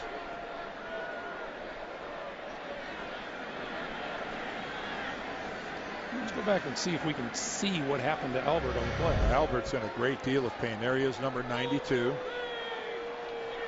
Oh, and he's going to get attempt at a cut right there. And and then he went over the top of Russ Hochstein. Right here.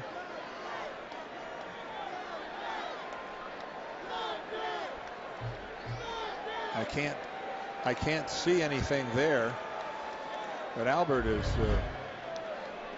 at least he's sitting up, but he was really in pain down on the ground.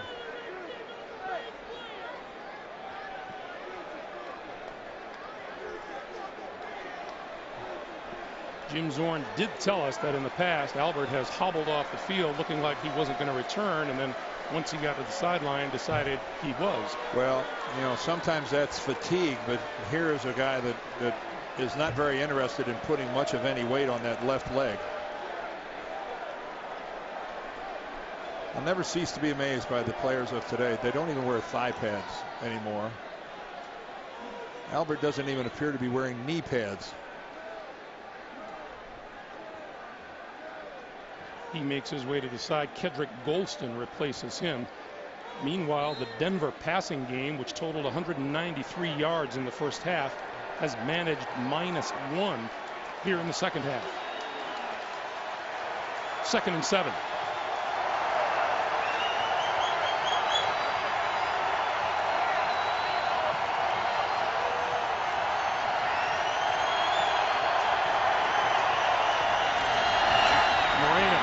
Left side, running room, first down across midfield and into Washington territory to the 46.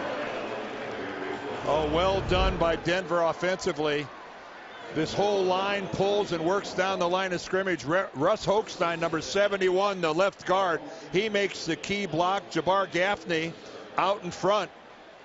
There's Hochstein on the right. He seals it off. Ryan Clady on the left. And again, good gap, good crease there, and Moreno takes advantage of it. A career-high 97 yards rushing today for Moreno on 18 carries. Correll Buckhalter into the game now. First down.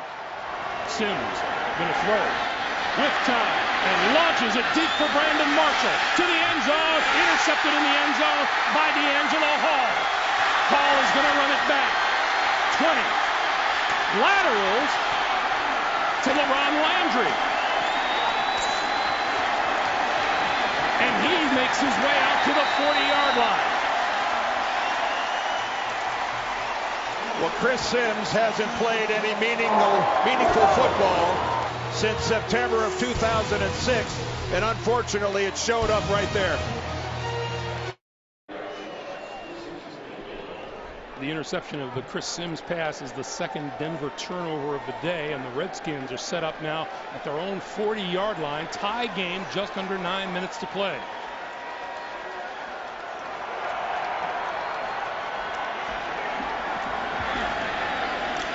Campbell steps up and goes down. Boy, and he gets caught in a vice as well.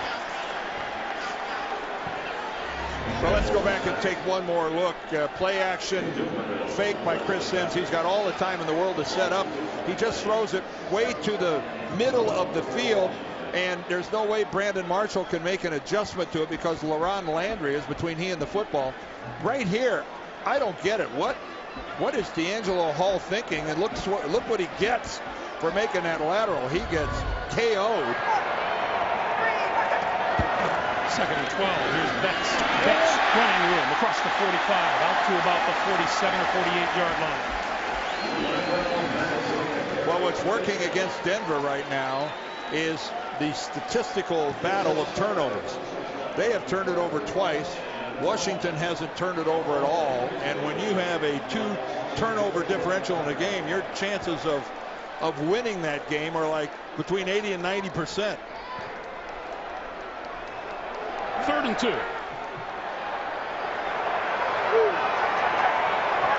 Redskins have made a determined effort to run the football. They'll do it here with Cartwright across midfield. And a first down. And I will venture a guess that Mike Nolan, the defensive coordinator of Denver, and his entire defensive team is very surprised that the Redskins, with all their problems up on their offensive line, have been able to run the football as well as they have. By the way, Albert Hainsworth. There's Mike Nolan right there up in the booth. Albert Hainsworth, sprained ankle. His return is questionable. First down. Here's Betts. Maybe a yard. Hit by Kenny Peterson. Well, this has been a typical NFC game, NFC East game, because of how hard hitting it has been. That's a sample of what we've been seeing here through the first 3.5 quarters. You saw Washington's rushing numbers, Dan. 154 yards rushing today. They averaged less than 100 on the season. There'll be a big line at the Whirlpool after this. 2nd and 8. Campbell throwing over the middle. Has his man. That's complete to Santana. Or make it Antoine Randall L. Just inside the 40 and right at the first down marker. Well, good work at both ends here. Here you see the blitz coming. So Randall L. breaks off his pattern. That's what a veteran receiver has to do. The guy lined up over him, came on a surprise blitz. Whatever pattern he was going to run, he broke it off. His sight adjustment, he and Jason Campbell on the same page. Washington piling up the second half yardage compared with Denver as we get a measurement here.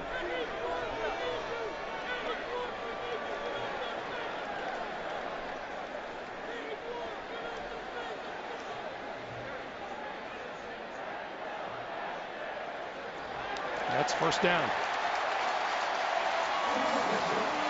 Meanwhile, on the sideline, they retape Hainsworth's ankle, and they'll see if he can make a return or not. They wind the clock, and we come up on 6 minutes to play in regulation. Now that's a distressed look on Albert's face. That still is very sore.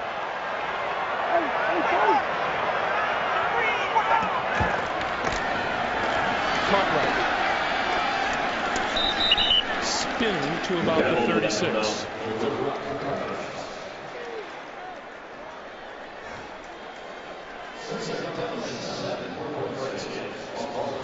Well, in the absence of Clinton Portis, the combination of Cartwright and Betts has done very well today. They've run very hard, gotten good blocking, and at least there's a good sign.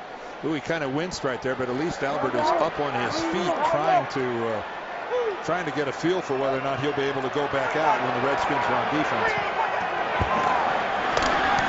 This is Betts to about the 31. Boy, they are just hammering away at this front of Denver.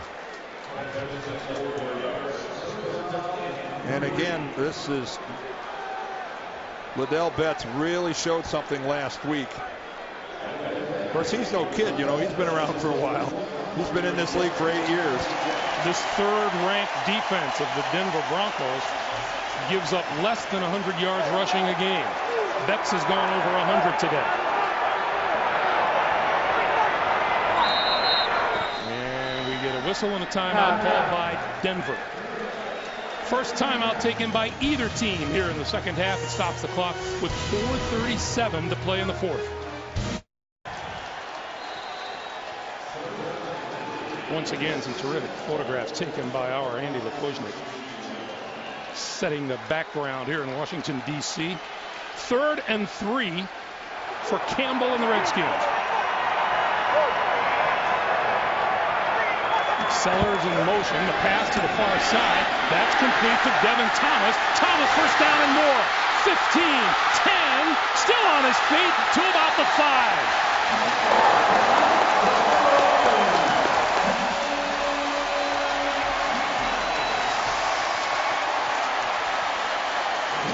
Well, how is this for an individual effort by Devin Thomas? You don't move, and from there, it's up to you. 1 missed tackle, 2 missed tackles, 3 missed tackles, and finally, on the 4th attempt, he's brought down by Ty Long. And Clinton Portis applauds.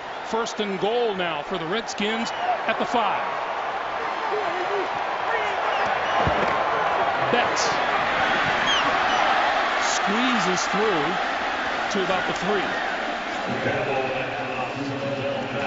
This drive by Washington is really impressive with a variety of people involved.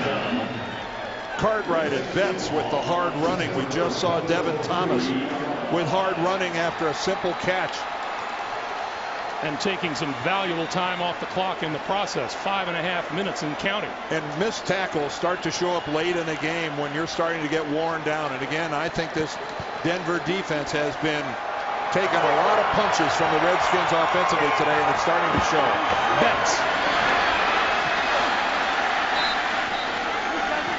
to maybe the 1.5.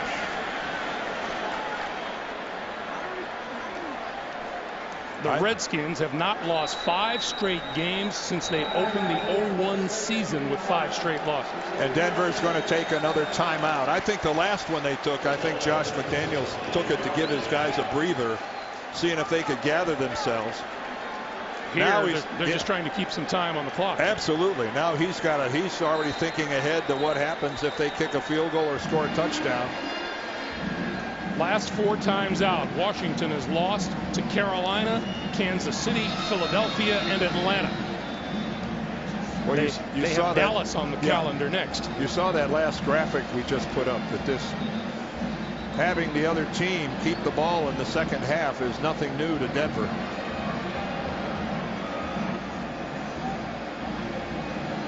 And confidence can be a fleeting thing. And right now for the Denver Broncos, I'll bet you that 6-game winning streak seems like it was a long time ago. The last Washington drive that ended in a field goal took 7 minutes and 15 seconds off the clock. This drive, 6:08. Well, and look at that, almost a 3-to-1 time of possession in favor of the Redskins. 3rd and goal. Denver down to 1 timeout. Betts, the deep man in the backfield. Betts. Touchdown.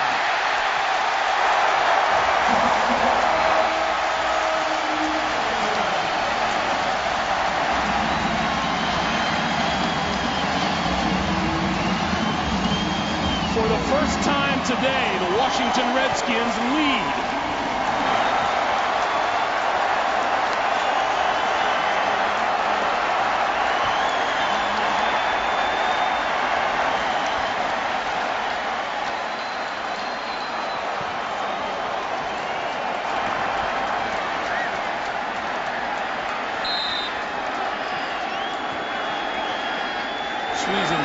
point is good.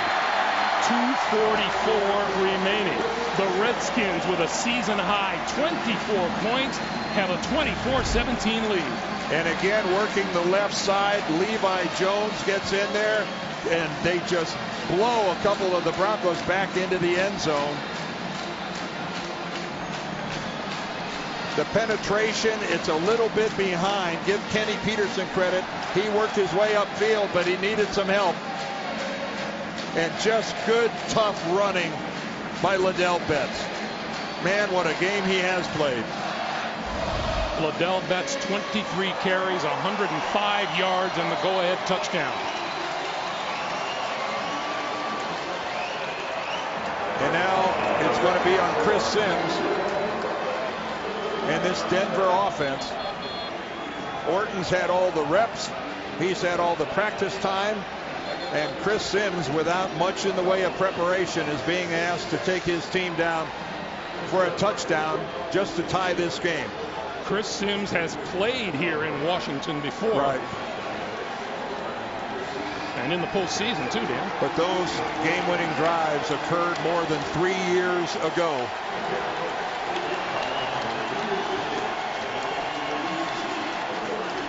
Eddie Royal at his own 5. Think the pressure is on Mr. Sweezum not to kick it out of bounds here?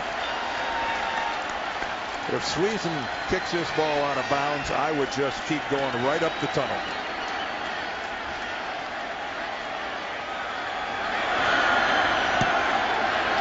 Right down the middle of the field.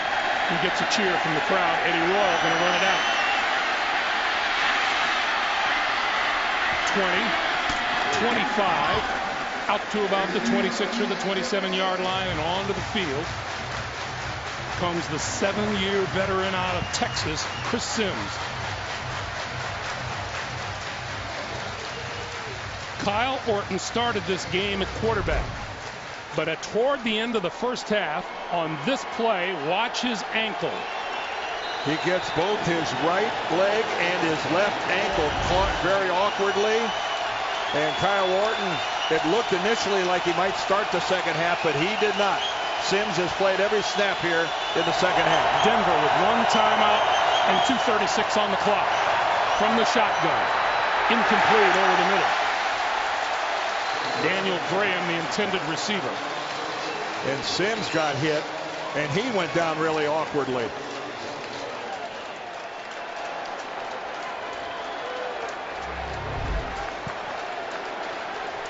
Watch at the conclusion of this play here. Right there, Andre Carter puts a helmet right into the back of Chris Sims. And that's what forced that throw. The contact comes right before the release point, and that hurt.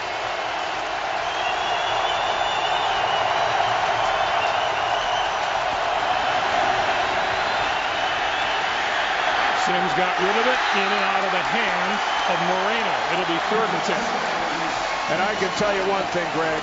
FedEx Field hasn't sounded like this in a long time. Albert Hainsworth back into the lineup and making his presence felt. Way to go, big guy. There he is at the top of your screen. Kind of a delayed rush on Clady. Oh. And again, that's a heavy load to land on top of you. Listen to this place.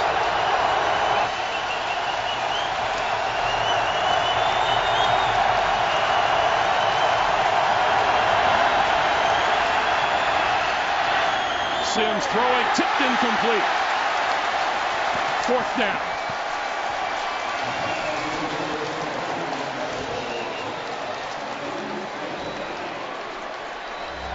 And down on the field once again is Albert Hainsworth. Sims trying to float this over the top, but in reality it goes right through the hands of Reed Doughty. That was very close to being an interception, and hey, give Albert a lot of credit for getting back out there and trying to make it happen.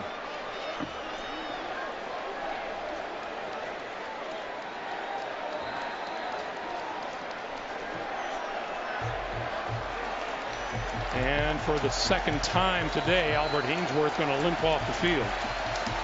That's a carbon copy replay. Yeah. And to a nice hand by the crowd. you appreciate a guy that got banged up and went back out and tried to give it a whirl, tried to give it a go. 4th and 10. Chris Sims needs a first down to keep a Denver drive alive.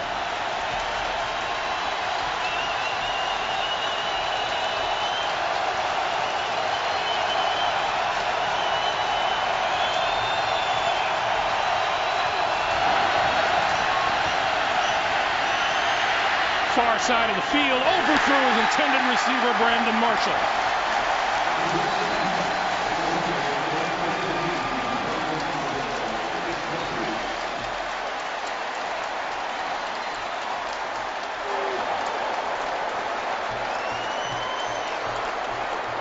Well, I think your call was right on, Greg. Marshall appeared to be open, but the ball just sailed.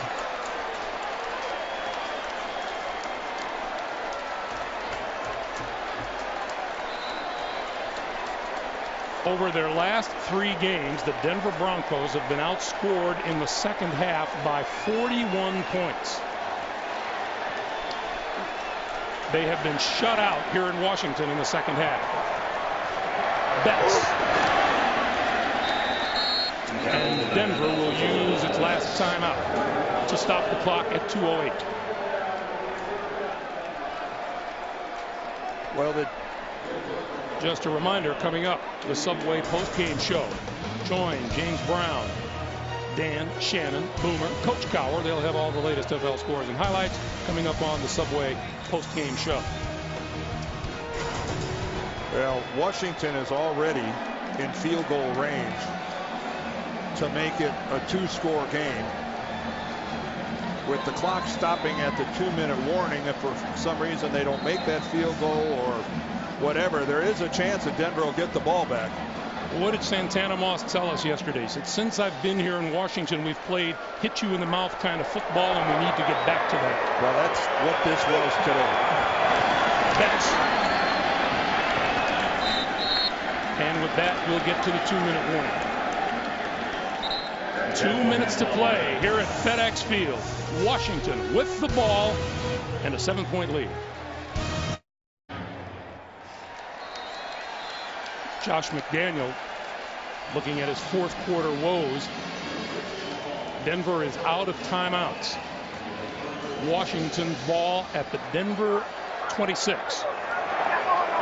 And a chance to run out the clock. But 3rd and 9 here. They need a first down. And Betts will look for it on the ground. Look at Betts squeeze across the 20 to about the 17.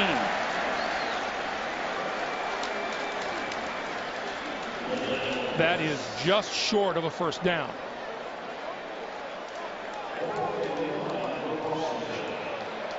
And it'll be 4th down. Well, they'll let the clock run down. And then they'll stop it with a timeout. Washington still has all 3 of theirs.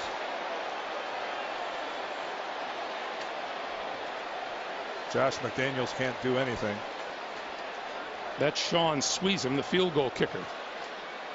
We watched him in pregame. Boy, he was just unloading from 53, 55, 59 timeout Washington, yards first out. team timeout. It will be a 30-second. Well, you know, you're.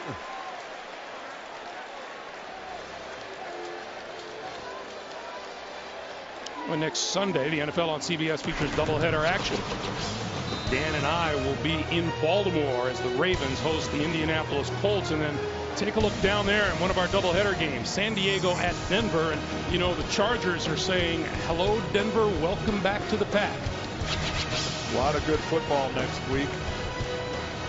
And right now for Denver, they have got to just be reeling almost in that after a 6-0 start that you're 6-3 if Sweezum makes this field goal, which makes it a 2-point game. I mean, a 2-score game rather. And you know, you're always afraid of having it blocked and run the other way, which would tie it up. He's 11 for 11 in the field goal department this season. This from 36 yards out, make it 12 for 12.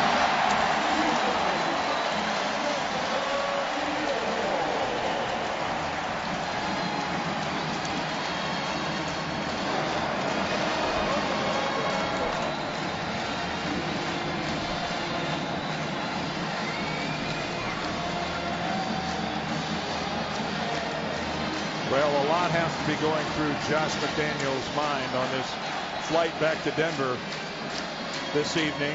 None of it good. No, first and foremost, we'll be wondering about Kyle Orton and whether or not he'll be able to play next week. But when they were 6-0 and had a 3-game lead in the division, I don't think they could have possibly looked at the Sunday before Thanksgiving as having to play for the division lead in a game with the Chargers. They lost 30-7 at Baltimore. They lost to Pittsburgh at home last week, 28-10. And they're looking at a 10-point deficit to the Redskins here in Washington with 1:10 to play and no timeouts on the board.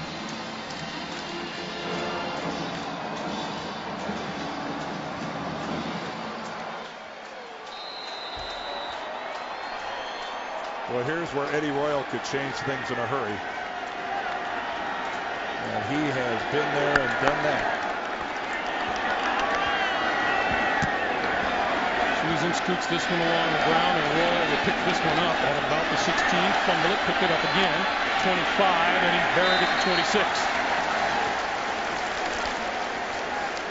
Hey, just a reminder, coming up, the Subway post-game show. JB, Dan Shannon Boomer, Coach Bill Cowher will have all the latest NFL scores and highlights coming up on the Subway post-game show.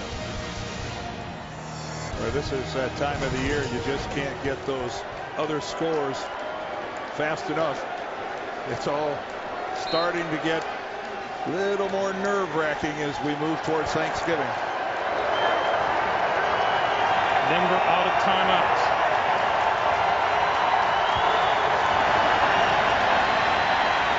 Sims pulls it down, and he goes down.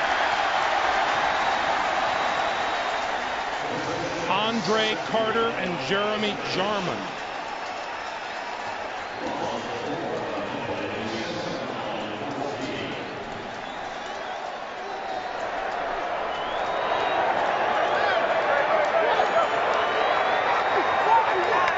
Loss of 4, 2nd and 14.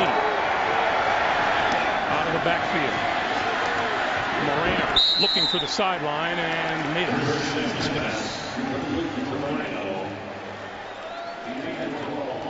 Well, let's look at the upcoming schedule for the Broncos. As you can see, a few good teams in there, especially in the short term. They go home for San Diego and then the Giants. Now they get to go to Kansas City and then, of course, at Indianapolis. But there's some games sprinkled in there, 2 with Kansas City, 1 with Oakland. Games that you would think that would be automatic W's, but I'm not sure there are any automatic W's for Denver anymore. Sims whistled down back of the 19-yard line. Brian Orakpo.